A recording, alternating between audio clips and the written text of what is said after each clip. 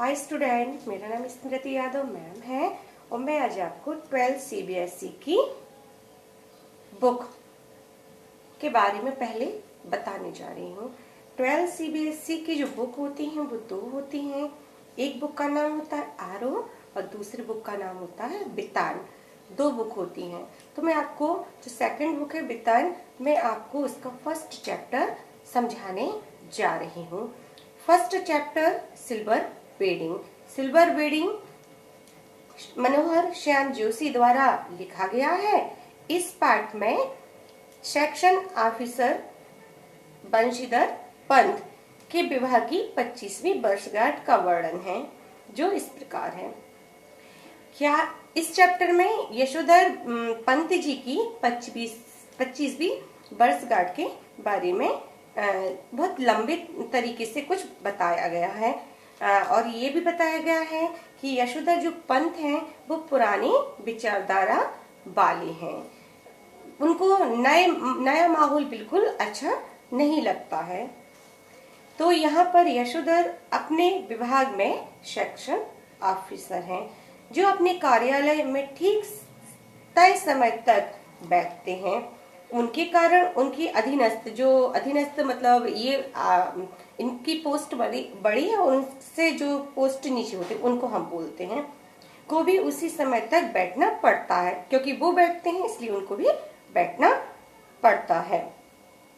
अपने अधीनस्थों के साथ दिन भर उनका व्यवहार भले ही रूखा हो, शाम को चलते समय भी अपने गुरु कृष्णानंद पांडे की परंपरा का निर्वाह करते हुए वातावरण को हल्का फुल्का बनाने के लिए थोड़ा बहुत हास्य प्रयास भी करते थे। यहाँ पर ये जो नाम आया है गुरु कृष्णानंद पांडे, इनको किसनदावी बोलते हैं, जो कि अब नहीं है, लेकिन यशोधर पंत जी के जीवन में ये बहुत ही इम्पोर्टेंट पर्सन माने जाते हैं। यशोधर बाबू क्या करते हैं, उनके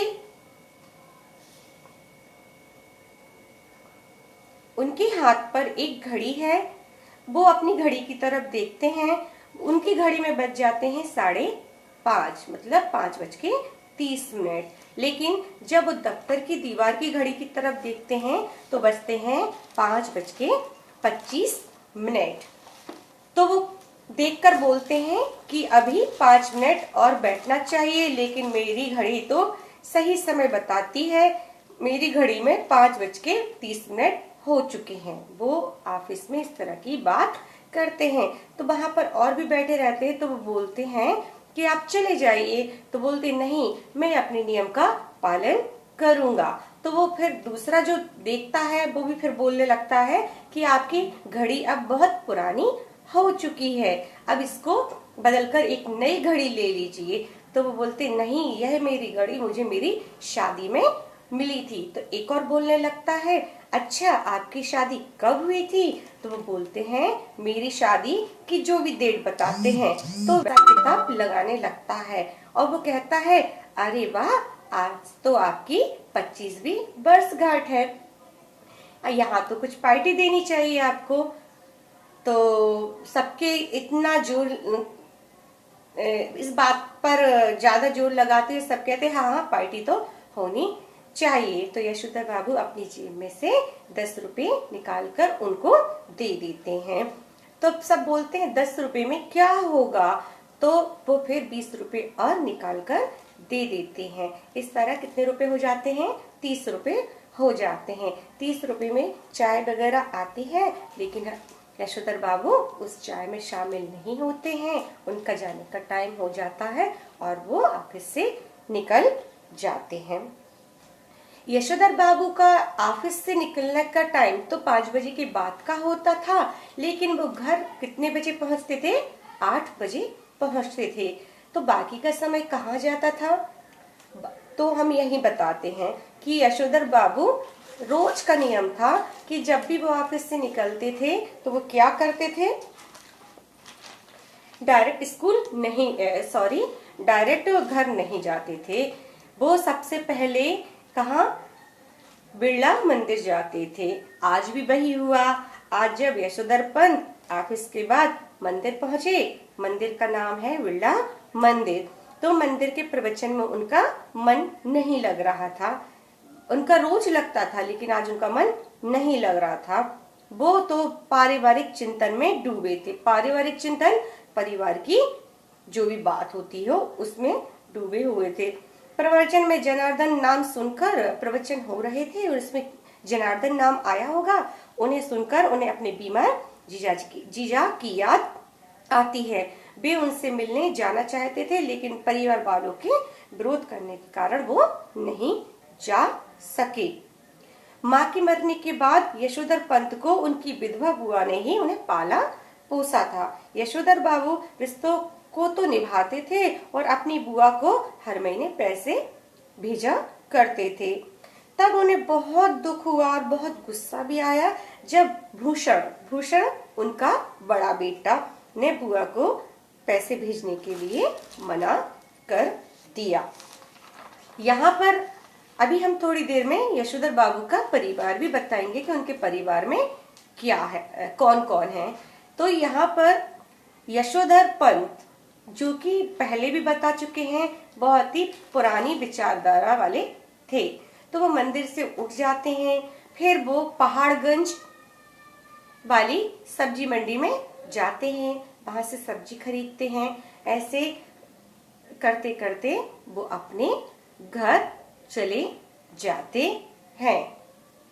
तो इसके बाद क्या होता है, ये बताने से पहले मैं आपको यशोधर बाबू का परिवार बता देती हूँ। तो यशोधर बाबू की पत्नी है।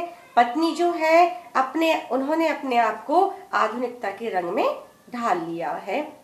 फिर यशोधर पंत के 3 बेटे और 1 बेटी थे। बड़ा बेटा भूषण, जो मैंने अभी आपको बताया है, 1500 रुपए प्रति माह पर विज्ञापन कंपनी में काम करता है। तो 1500 रुपए में वो नौकरी करता है कंपनी में। दूसरा बेटा आईएएस की तैयारी कर रहा था। तीसरा बेटा छात्रवृत्ति स्कॉलरशिप के साथ अमेरिका जा चुका था और अब बची 1 बेटी। बेटी डॉक्टरी की पढ़ाई के लिए अमेरिका जाना चाहती थी और विवाह हेतु कई बार उसके विवाह के लिए वर भी आते थे, लेकिन वो कभी किसी को पसंद नहीं करती थी। यहाँ पर हो गया आपका यशोधर बाबू का परिवार। यशोधर बाबू के परिवार के अलावा जो सबसे उनकी जिंदगी में सबसे इम्पोर्टेंट था वो थे किशनदा।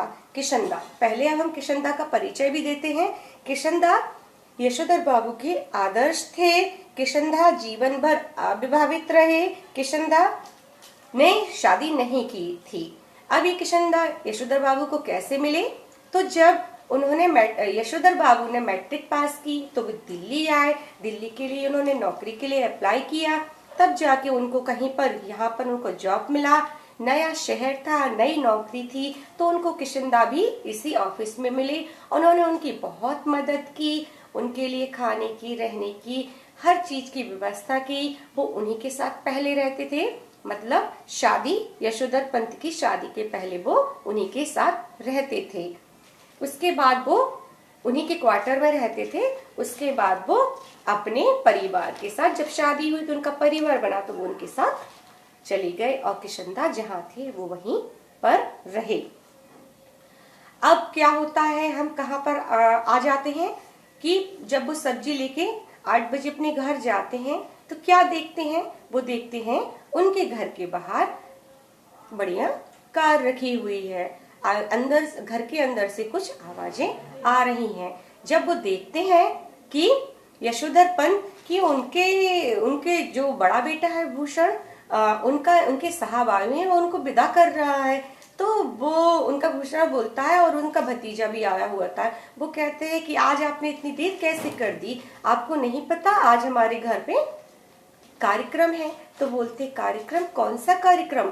तो उसका एक भतीजा बोलता है आज आपकी सिल्वर वेडिंग है। तो यशोधर पंत बोलते सिल्वर वेडिंग? तो भतीजा बोलता है आपको सिल्वर वेडिंग नहीं मालूम? ऐसी कटाक्ष भरी बात करता है, मतलब थोड़ी सी मजाक से बोलता है। यशोधर बाबू को बहुत बुरा लगता है कि मेरे घर में कार्यक्रम है, मुझसे ही नहीं पूछा गया। वो कुछ नहीं, वो चुपचाप से अपने अंदर जाते हैं और वो पूजा करने के लिए बैठ जाते हैं।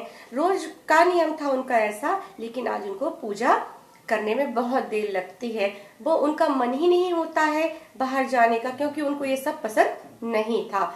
ज्यादा देर करने लगते हैं तो उनकी पत्नी उनको आवाज लगाती है कि जल्दी आ जाइए, सारे मेहमान चले जाएंगे। और वो पूजा करने में देरी ही इसलिए लगाते हैं कि सारे मेहमान चले जाए।